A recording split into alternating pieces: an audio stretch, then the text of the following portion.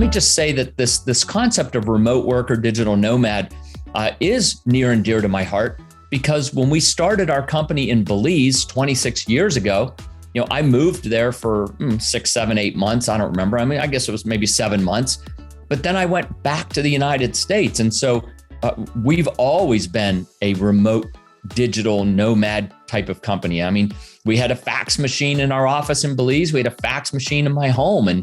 And so when I was in the States, I mean, we'd fax stuff back and forth or call on the phone, right? There wasn't really very much internet per se. It was a little bit of it. It was just coming online, but fax machine, that was how we communicated, documents back and forth.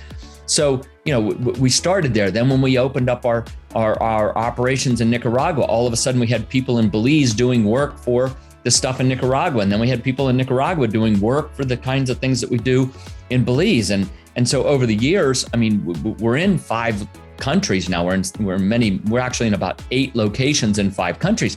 We've always been a remote company. So when COVID caused these lockdowns a couple of years ago, it really didn't slow our business down at all, because we've always done this. But because of that, we really could see the power of this remote work, the efficiency. Right? I mean, it's just crazy. People would get in their cars and get stuck in Los Angeles traffic for 2 hours to go to an office where they would literally sit in front of a computer and talk on their phone. And then they would waste 2 more hours of their life driving home at night.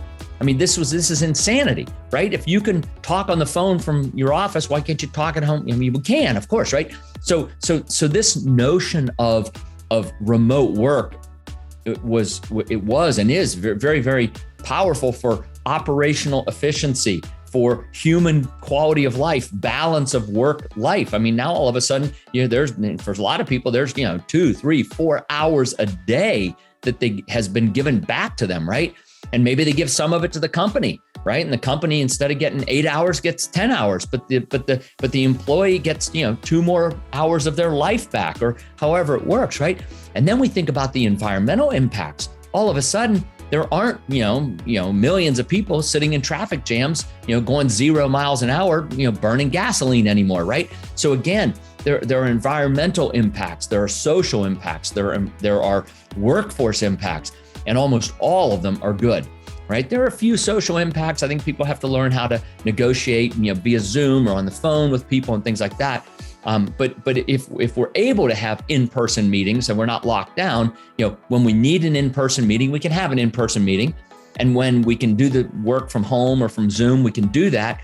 And so what we really can do is craft a best practices, right? We can be in touch physically, body to body, belly to belly, when we need to be on some periodic basis, but we can do maybe the vast majority of our work remotely and get all the other benefits that we just talked about, social, business and environmental from that whole concept that's now more than a concept, it's in reality.